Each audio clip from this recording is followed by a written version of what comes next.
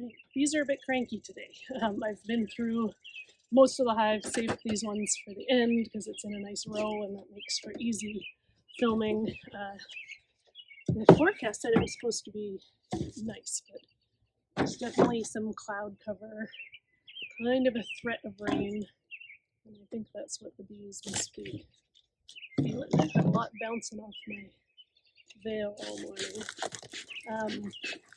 What I am doing today is going into some of our stronger hives and skimming one frame of brood and sometimes a shaken nurse bees to give it to some of our weaker hives to give them a little bit of a boost. Those weak hives are really just kind of small populations coming out of winter, nothing obviously wrong with them, so we're going to see if just a little boost in workforce can kind of kickstart them and help them catch up to the stronger hives. So that's what we are doing today. This is one of these strong hives. While I'm in here, I'm doing a couple other things. A lot of our hives still have tons of honey coming out of winter, and so I'm also removing any slabs of honey so that they don't get honey bound as the spring wears on and they need more and more room to put their brood. So I'm doing that. Got a little stack of empty drawn comb to replace them with. So something like this that's still fully capped is one that I'm going to take out. Oh, it's open on that side. Maybe we'll leave that as an edge frame. See what the next one looks like. And I am reversing boxes if they are kind of in the position. There, that's a slab that I'll take out. Fully capped honey on both sides. Now that there are some flowers in bloom, our willows are blooming, our maples are getting started, a few of the early garden flowers, and our dandelions should be coming on next week. So once all that's happening, the bees are not going to touch capped honey like that, so I'm going to take it out. I'll brush those bees back into the hive when I'm done. For now, I just leave it sitting outside because the bees don't love to be brushed, and I don't need to piss them off any more than necessary.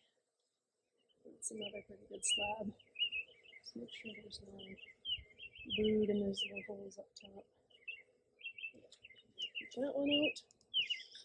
So we're really opening up the nest so that they have lots of room to lay and so that we're not looking at swarming a month down the road. All right, now we're into some brood. So this is frame number 4 in from the side. It's funny, I'm seeing drones in our hives. Every one that I've been in today, I'm finding drones in, and we definitely don't have any drone brood on the go, but I know that we have one hive that was a drone layer coming out of winter. It's funny to see how common it is for them to drift. I'm spending time here, one, because I'm yakking and looking at drones, but also because I like to find a queen to make sure that we're not skimming her. So that's a good candidate for a skim, but only if I find the queen first. When I'm looking for a frame to skim, I'm looking for capped brood. Oh, they're getting a little wound up.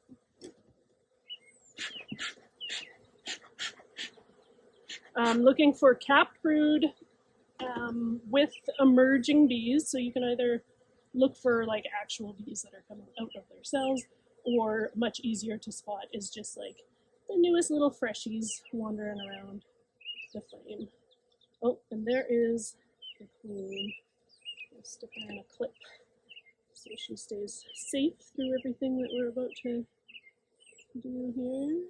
There we go, got her. Sit around the corner. So this one is a little more open brood, and the last one I looked at has a little more capped. So it's the one that I'm going to skim now that I know that she's not on there. You can see that there's a patch of capped brood in the middle. I've already got quite a few frames in here. There we go, more.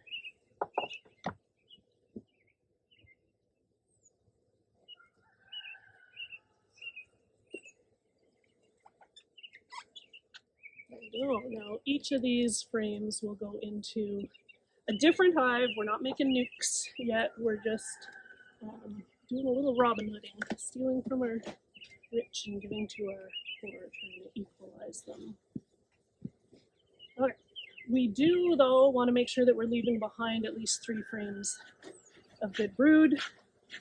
We're just at the start of our spring buildup, so they'll recover from this really quickly, especially if they've got a nice big population to support their queen. But we want to make sure we're not taking too much from them. There's a beautiful frame. And one more brood frame here. So that is perfect, what we want to leave them. Now when I put this box back together, now I have kind of honey, but not big slabs. I can see that they've got it uncapped. Brood, brood, brood. I'm going to let the queen go back down in there.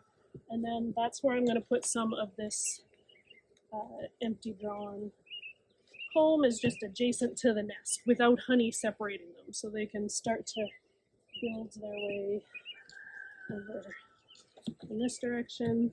But then you do want to round it out with some honey on the side. So this is a honey frame that I've left in there, the one that I almost pulled and changed my mind. And we'll push that over a little closer. Don't give them too much room right off the bat. And we'll throw this, it's kind of an ugly edge frame. Later in the summer when they're ready to clean it up, I'll pop it closer to the middle. So that's what we're doing in this top box. Now, because I suspect they are all in the top box and there's not much happening in the bottom, we're going to look and see if they are a good candidate to reverse the brood nest.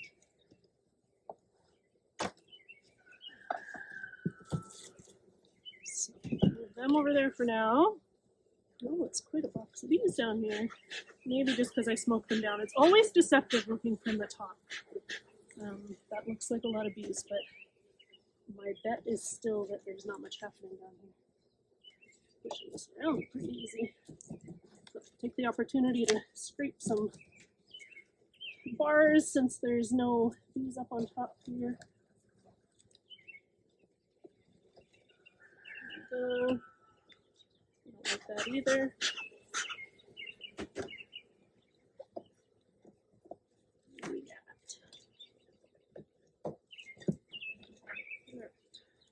Ridge frame out. Up right in to the middle where we might expect to see brood if there is any. It's harder to see the cloud cover. Don't see anything there.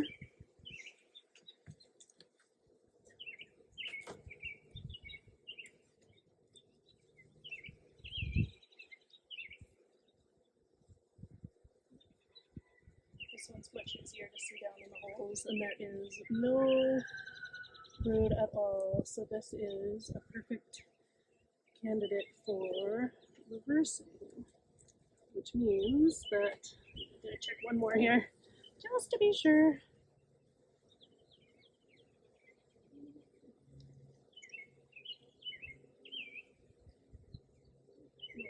Okay. So these are all, this is kind of already nicely set up as a nest. These ones that I went through are just empty drawn comb. They might still have a little honey out to the sides. I can feel that the box is pretty light, so I know it's not much. So put this back together as it is, and it is going to become our top box. These, well, it's a bit of a controversial topic in beekeeping because there's whole beekeeping philosophies that are based on bees preferring to move down. Of course, in nature, they start at the top of a tree and they build their way down.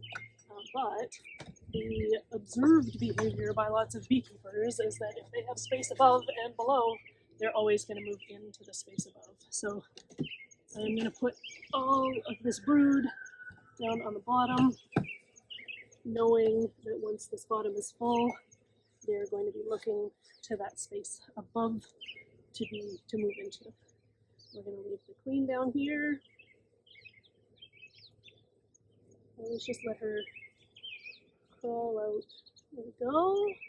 And then I can see her go down in. This is still covered because it's got some of her smell on it. But once she's out, then I can just give it a shake. Get those other bees down there.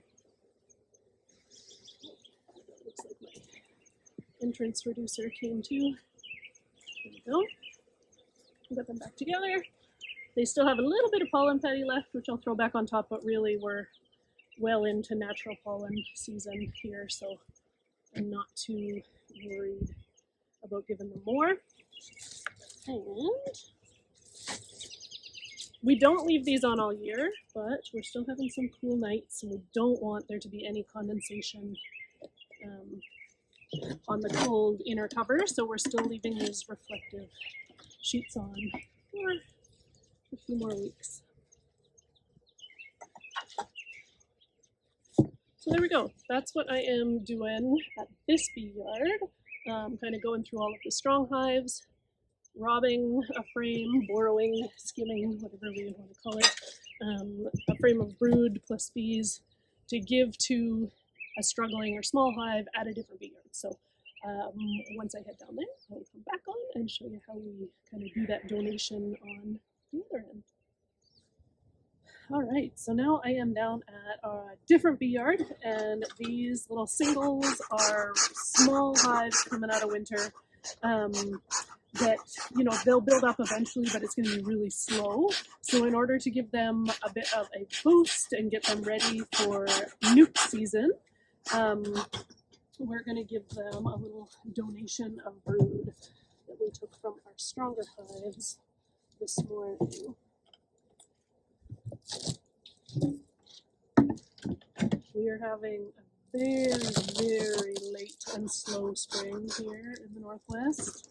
It's painful, but we finally have some good weather in the forecast, so this is good timing. So you can see how small these guys are. Not many bees on top. There's bees on 3 frames in there.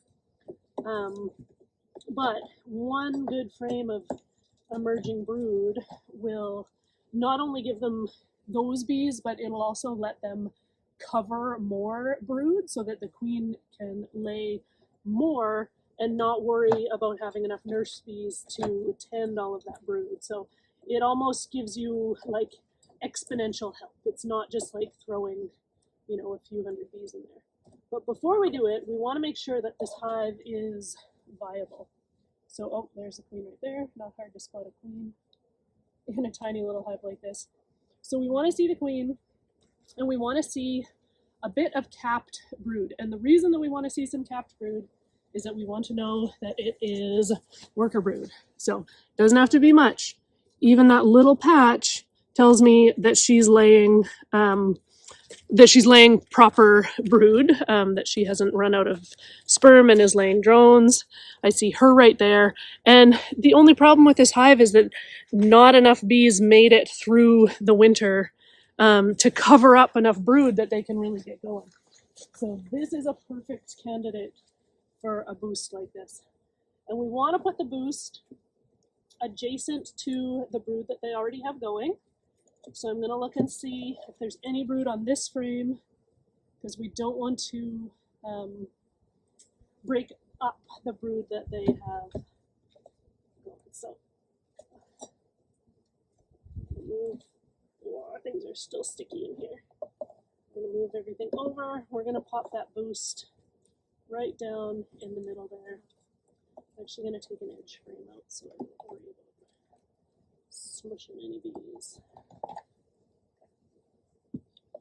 Open things up.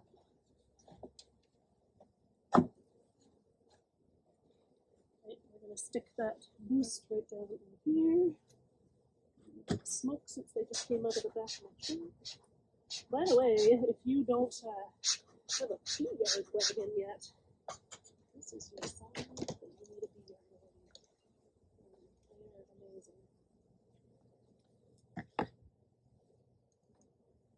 We keep one in each of our yards, and it's just so handy to throw stuff on. So there we go. There's. Let's get rid of some of this crop will just build up. Frames fit together better. These can be really gummed up after winter. I'm trying to be smooth so that I don't knock these bees around. No, that'll fit in there a little bit tighter. So there's their boost, and I am also going to shake off those bees from the lid and give them to these guys as well.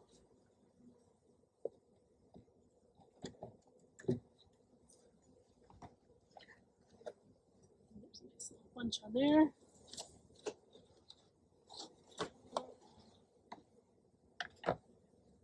Okay, so we have boosted this little hive. It'll be really interesting to come back in a week and see if the brood nest has expanded because they have more bees able to cover and care for the brood. That's the goal with this. So I'll mark on the lid that this is one that got a boost, and we will check back in a week.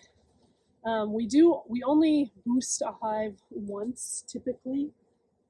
So April boosted.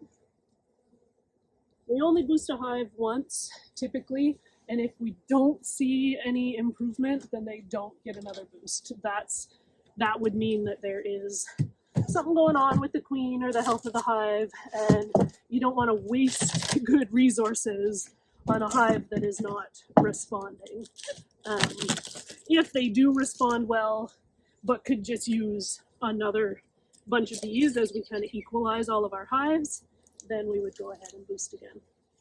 These guys look a little better off, but again, we want to make sure that there is a laying queen and capped brood, worker brood, so we know that we're not wasting these resources. We don't yet have enough drones in the area or proper weather for queen mating, so I wouldn't at this point just like give a frame of eggs to a queenless hive, because I wouldn't expect that they could successfully raise themselves a new queen. A little patch of brood, and it is worker brood. Now I want to either see the queen or some eggs.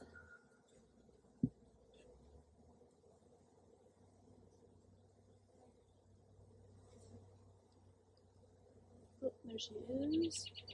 And her yellow coat and a frame full of eggs. Perfect. This is another excellent candidate. You can tell that she's got brood right out to the edges of what her her small colony can support right now. So we're just gonna bump up those numbers a little bit better. So we want it in the brood nest. There's some brood.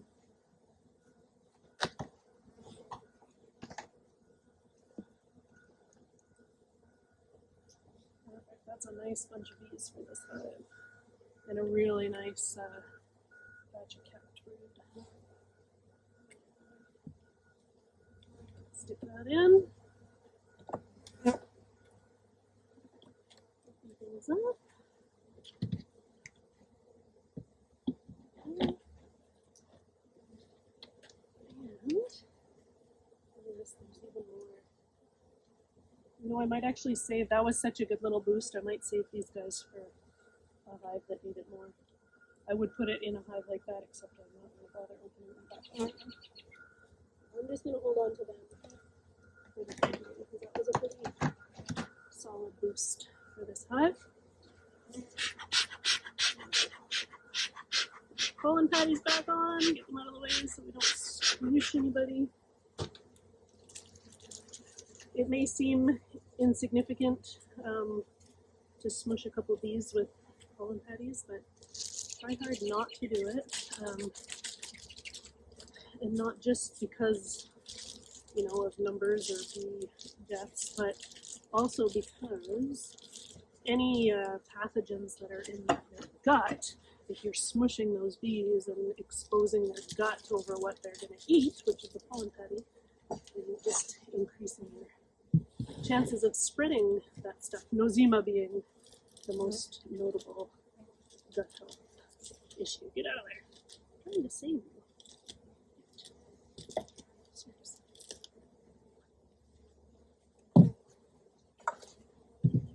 Okay.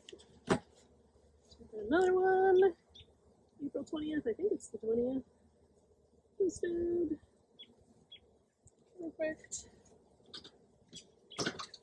And let's see how these guys are doing. Seeing lots of yellow pollen plants. It's probably the willow that are in bloom right now. We're actually, this bee yard is on the property of a flower nursery, so it could be all kinds of different pollens from spring flowers. Whoa, these guys are tiny. This one might not be. There's bees under there. They're taking their pollen patty. Usually if they're taking their pollen patty, it does mean that they have some brood on the go. Let's have a look. This might be a good candidate for that extra little shake of bees that I just had.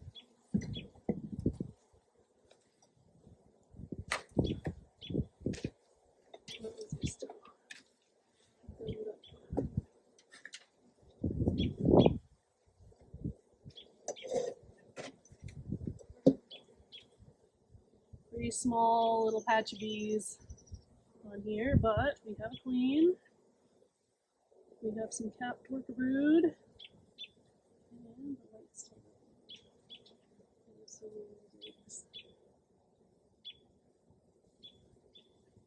Two. Give them another little boost as well. I'm going to center them up a little bit too. Center.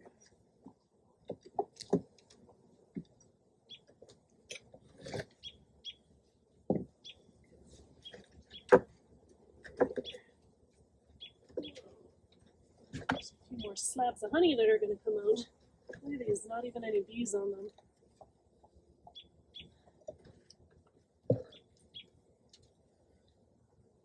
Okay. Find them a bit more. They've kind of built some nest space on the edge of that one. Leave them together like that.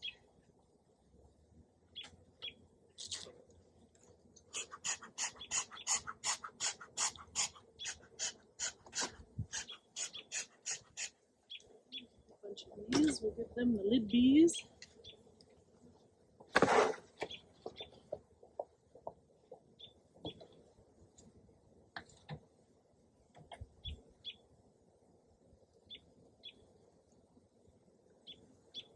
a nice frame. These are just dripping with bees. That's beautiful. I might actually open up that other hive and give them the shape that first one I did. Keep it fair and even. Then I've got this built empty comb that'll stick in here for a bit of room. Again, I'm not breaking up the brood nest yet. You know, sometimes in the summer you get away with sticking, you want to expand the brood nest and stick some empty frames in the middle of the nest. Not right now, we're still too small. We want to keep the brood together. And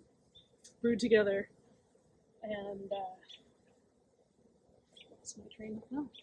Make sure that they can cover any blanks are to the side of the nest so they can expand sideways into it, but you're not losing any heat. I need to find a couple of blank frames for this guy.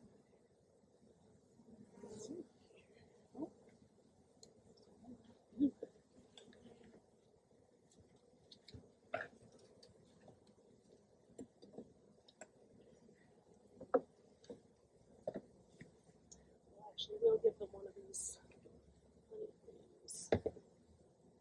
Nah, no we won't. Give them a partial and a blank. Oh, there's some honey on there. Okay, a couple partially drawn. It'll take them time enough to work their way out to the edges of that box. Anyway, we'll give them their pollen patty back. And we have given 3 boosts. I'm gonna buzz around the rest of the yard, boost a few more with the frames that I have left, and that will be a day, or at least for you a little glimpse of the day. Well, thanks for watching.